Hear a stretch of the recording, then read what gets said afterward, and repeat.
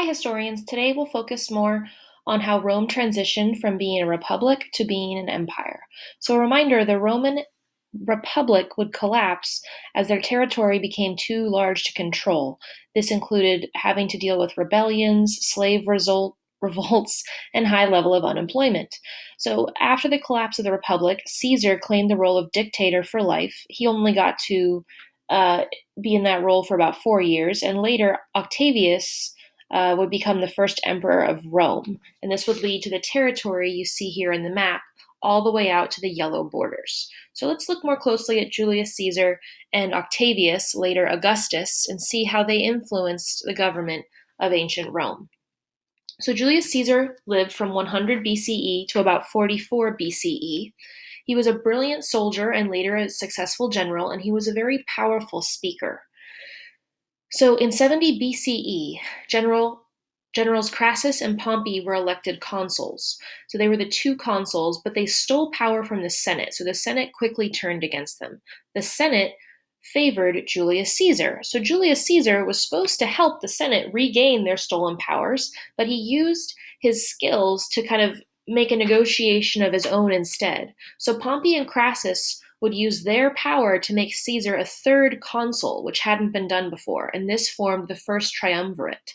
And Caesar, in return for Pompey and Crassus giving him more power, he helped pass their laws in the Senate. So this led to an uneasy 7-year alliance between Pompey and Crassus and Caesar. As part of his work in the triumvirate, Caesar was given a huge army, which he used to conquer Gaul, or present day France. This meant he won new land, new wealth, lots of loyalty from his soldiers, and popularity from the people of Rome.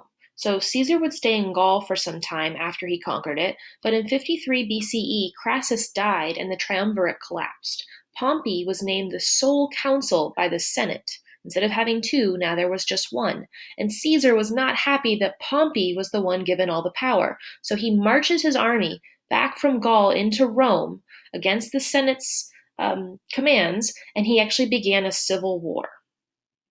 Caesar was able to win this civil war, and instead of resuming the republic, he instead named himself dictator for life. Now, as a dictator, he did implement some new reforms or some changes. He tried to create more jobs for the poor, he tried to give them land, and the people appreciated these changes he was trying to make, but the Senate did not. The Senate was afraid that he was grabbing too much power for himself, and they didn't want to go back to the way things were before with the kings. So, on March 15th, 44 BCE, now known as the Ides of March, 60 senators came together and actually assassinated Julius Caesar. So, another civil war would break out following Caesar's death, and this would lead to the rise in power of Augustus. So, Augustus lived from 27 BCE to 14 CE. He was actually the heir and adopted son of Julius Caesar, and he would survive the civil war that occurred after Caesar's assassination. In fact, he actually thrived. He was able to defeat his own rivals, he exiled or killed Caesar's assassins, and he crushed future revolts. So, what this meant was he became victorious, very rich, and very powerful pretty quickly. By 31 BCE, he became Rome's sole ruler for the rest of his life. He was their first emperor. In 27 BCE, the Senate renamed him Augustus, or Exalted One. The Senate did continue, but Augustus, the emperor, really controlled all of their decisions. So, what's really interesting about Augustus and his rule is that the Romans did not want to return to a monarchy, but they still were open to accepting Augustus as emperor.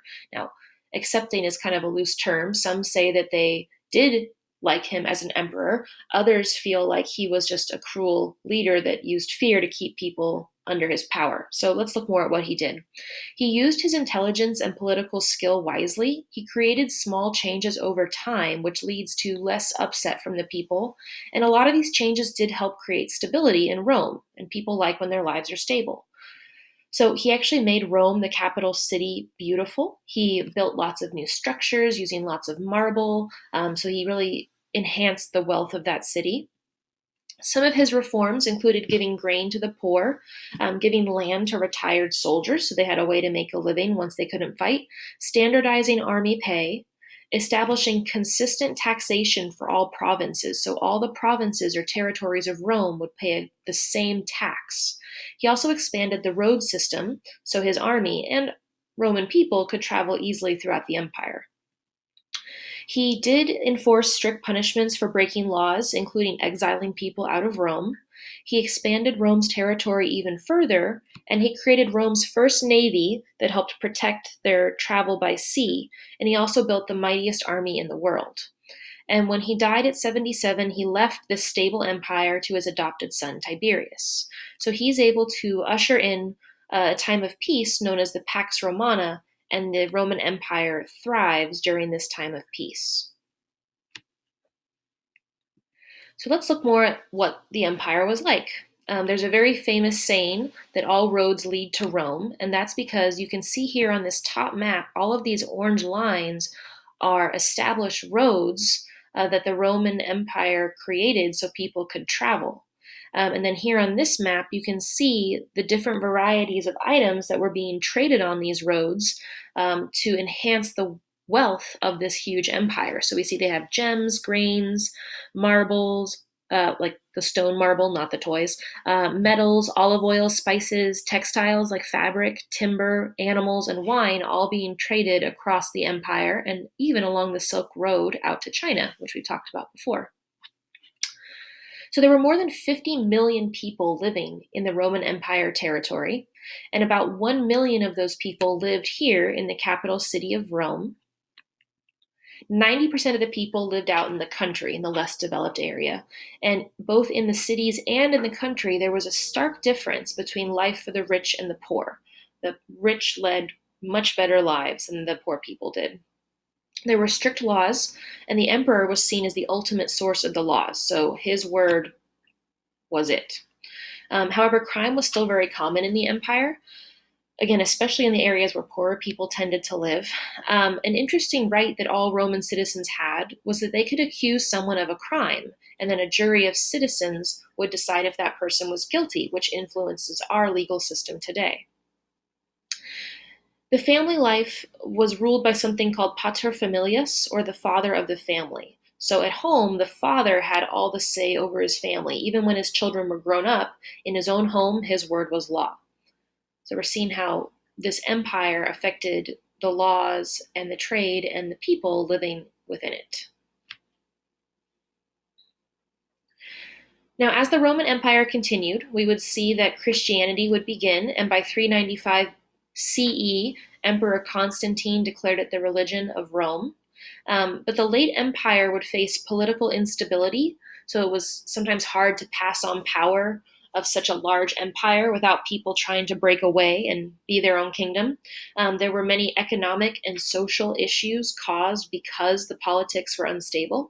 And then finally, other kingdoms and tribes were constantly attacking their borders. In 330 CE, Emperor Constantine moved the capital city from Rome to Byzantium, and this led to kind of this Eastern and Western Roman Empire forming, and this would be led by two co-rulers. And eventually what would happen is in 500 CE, I need to change those. They should both say CE, not BCE. In 500 CE, the Western Roman Empire fell, and it would break into smaller kingdoms that you can see here. And that Eastern Empire, the Byzantine Empire, would last for many more years to come.